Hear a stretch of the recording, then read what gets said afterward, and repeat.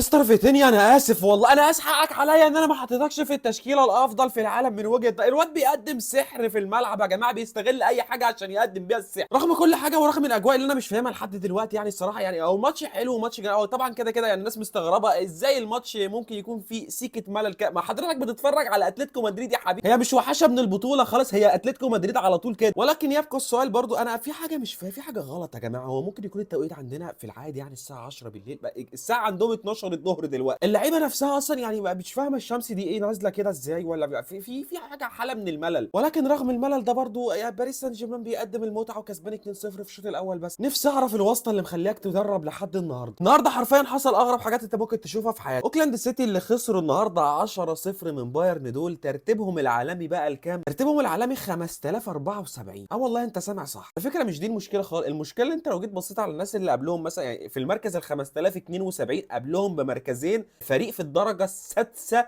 الدوري الاسباني، الدرجه السادسه. والواحد كان فرحان للرجاله مصنعي المحتوى اللي طلعوا بيبقوا بيتكلموا في الموضوع وبيتكلموا في كاس العالم للانديه دلوقتي وبيطلعوا في التلفزيون. بس الشاب مروان سري توقع خروج بايرن ميونخ من المجموعات، فيعني بص حاول على قد ما تقدر، ما يعني حاول ما تبقاش هاري كين، يعني ما جابوا 10 تجوان النهارده وهو ما عملش اسيست حتى.